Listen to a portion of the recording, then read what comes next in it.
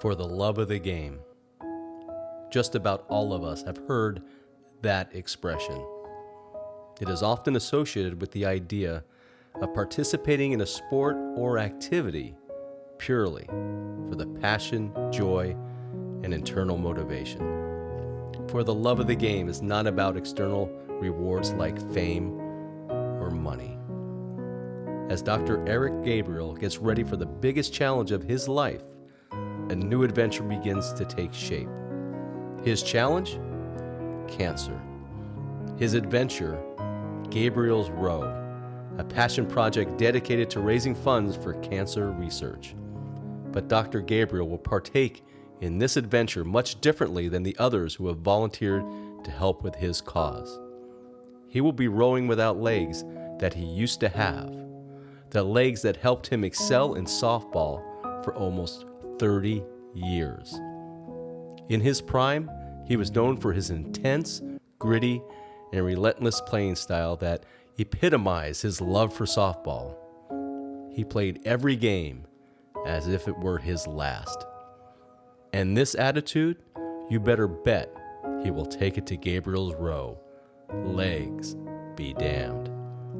But the journey to start this row, to at one time be a mountain of a man standing 6 feet 5 inches tall and weighing 260 pounds, to a gentleman without legs fighting cancer, well, that's as much a part of Gabriel's Row as the actual event itself.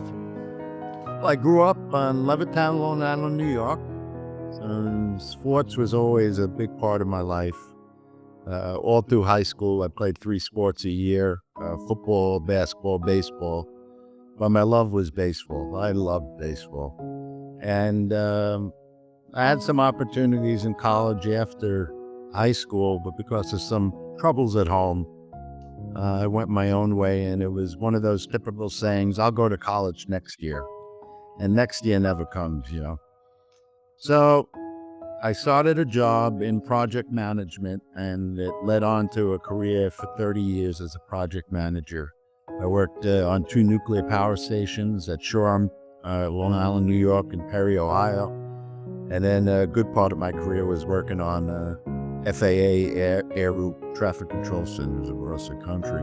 During that tenure, I also went to school and college at night. In the beginning, because I missed baseball so much, I took up softball.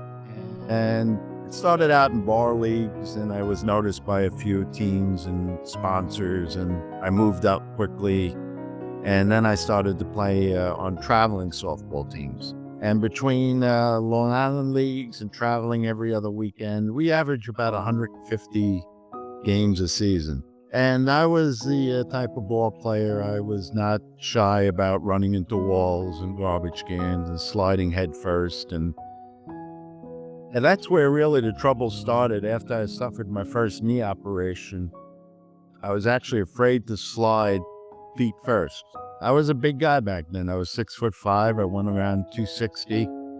And picture a guy running full speed and then launching himself forward and landing on the ground, sliding.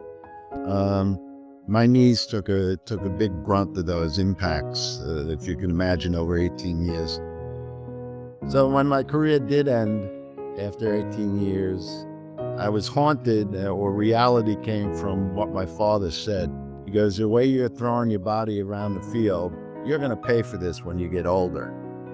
And like any young guy, I said, yeah, you know, what do dads know? Well, my dad knew right. His words were prophetic.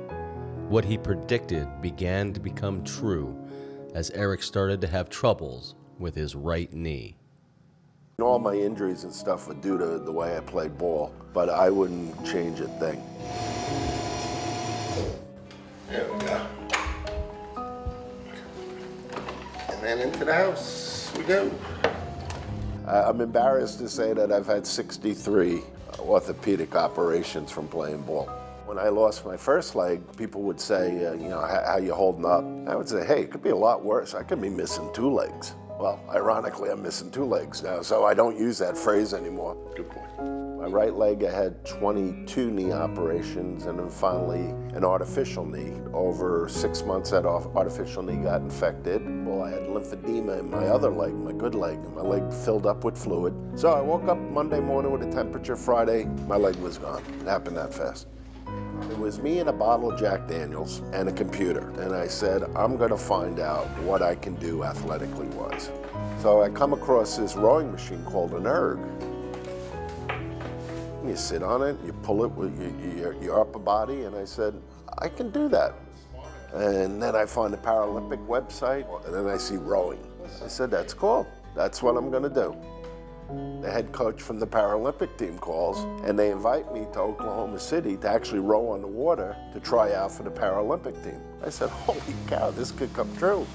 Almost a year after my leg amputation, I was in a boat with 7 other gentlemen. The guy in the front of the boat was completely blind. The guy behind him missing an arm, missing a hand, I'm missing a leg, a foot, and so on. And we're rowing down the Oklahoma River. It was the most surreal thing in the world. Surreal. As defined by the Cambridge Dictionary, surreal is strange, not seeming real, like a dream. At this exact moment of his life, he had another dream, to become Dr. Eric Gabriel. And if you're sensing a trend with this story, that the impossible just may be possible, you may already know that a bilateral above-knee amputee achieved his goal.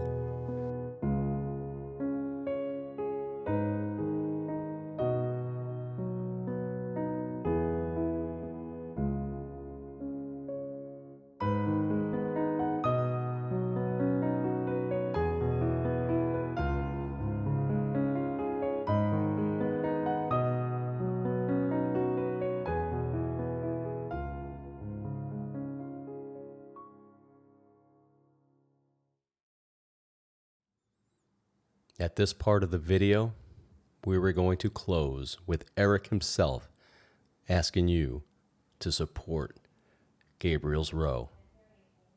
Unfortunately, on March 8th, 2025, Eric Gabriel passed away. But that doesn't mean his dream should end as well. Please give to your favorite cancer charity to help cancer fighters everywhere. Do it in the name of Eric Gabriel and Gabriel's Row. And I know somewhere, somehow, as he's able to take at-bats again in a game he loved of softball, Eric will be smiling down upon you.